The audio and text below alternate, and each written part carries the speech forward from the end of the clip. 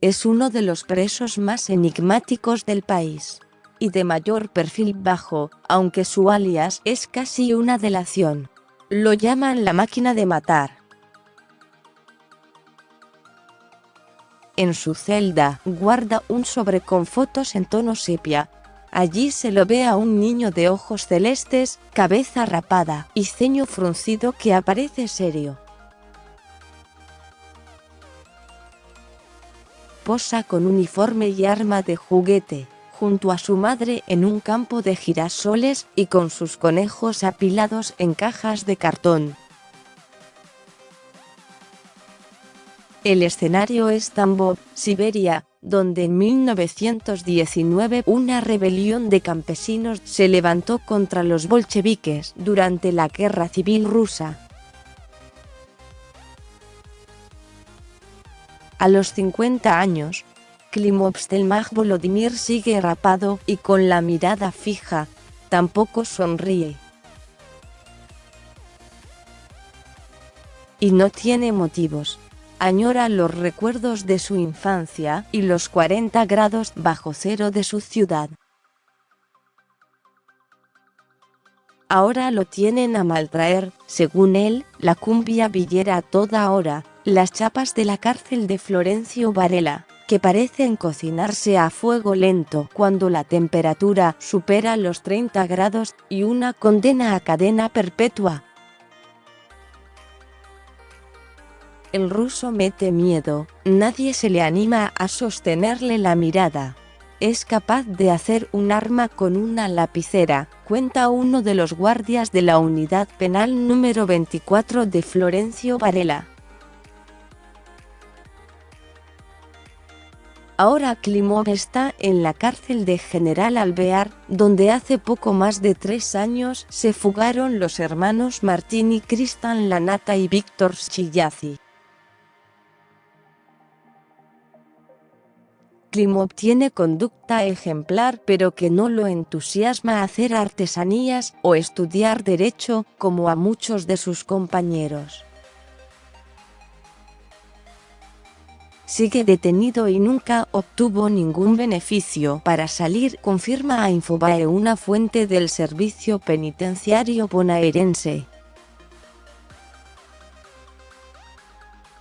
En el patio, el musculoso Klimov hace ejercicio sobre una barra oxidada. Parece un gimnasta, aunque se lo podría comparar con el ruso Iván Drago, el temible rival de Stallone en Rocky IV. Para los jueces que lo condenaron, es un asesino profesional que mató a sangre fría. Él dice que aquel 18 de noviembre de 2003, en una esquina de la localidad bonaerense de San Martín, solo se limitó a defenderse de 2 rusos y un ucraniano que le tendieron una trampa. Me debían $2.500, pero en lugar de devolvérmelos me quisieron matar. Cuando estaban por dispararme, les gané de mano y los maté desde el piso, cuenta en un castellano claro. Fueron 2 disparos a cada uno. En la cabeza. Dijeron que maté con alevosía, pero en mi país se mata así. Me entrenaron para disparar de ese modo. Me defendí. Si hubiese querido que el crimen quedara impune, lo podría haber logrado, porque sé cómo hacerlo, afirma. Las víctimas fueron Alexander Neskuba y Tatiana Pendak. Una tercera persona sobrevivió. Pensé que iba a contar la verdad y que actué en legítima defensa, pero mintió y me acusó. Ellos eran espías de la KGB, denuncia.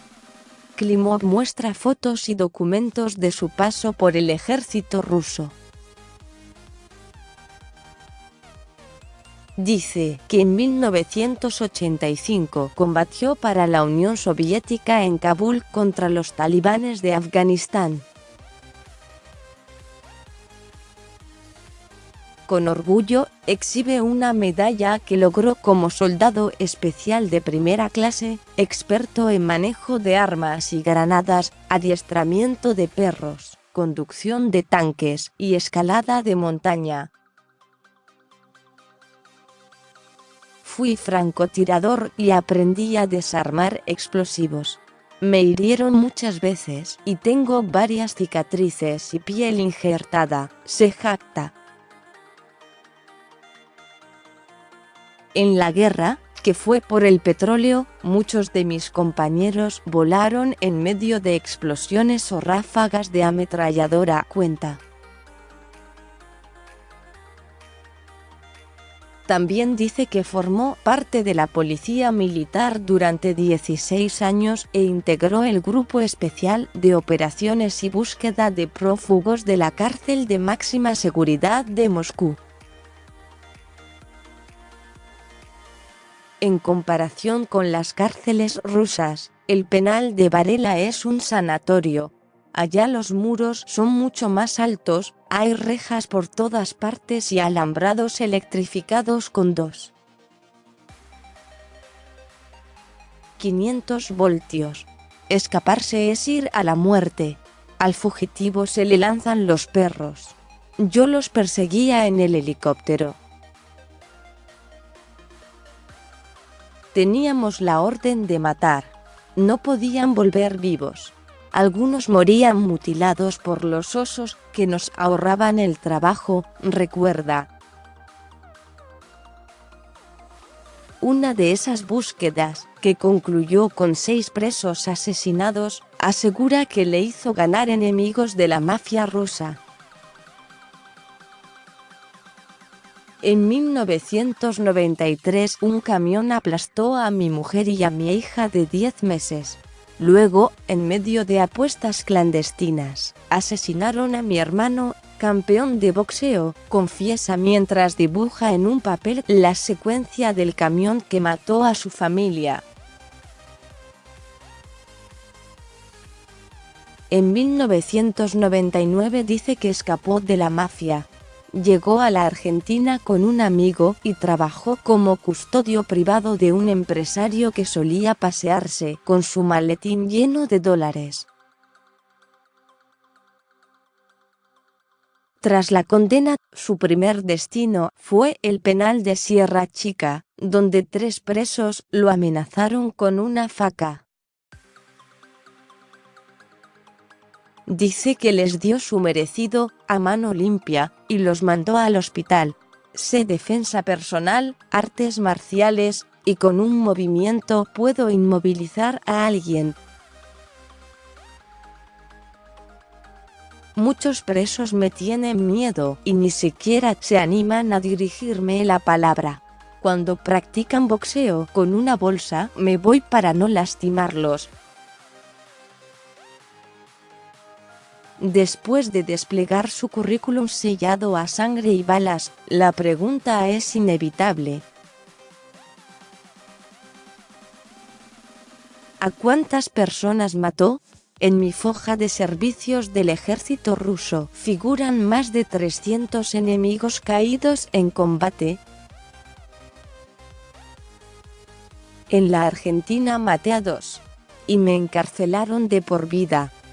Klimov guarda las fotos en una bolsa y cuenta que extraña a sus padres. Espero volver a verlos algún día, antes de que se mueran, dice mientras camina por el pasillo hacia su celda. A su paso, sus compañeros hacen silencio. Saben que ese hombre serio carga más crímenes que todos los presos del pabellón de máxima seguridad. Seguí leyendo. Cartas de Robledo Puch desde el infierno. Su intimidad, su fanatismo por Perón, sus odios y pesadillas a 25 años del cuádruple femicidio. Cómo era la siniestra intimidad de Barreda con las mujeres.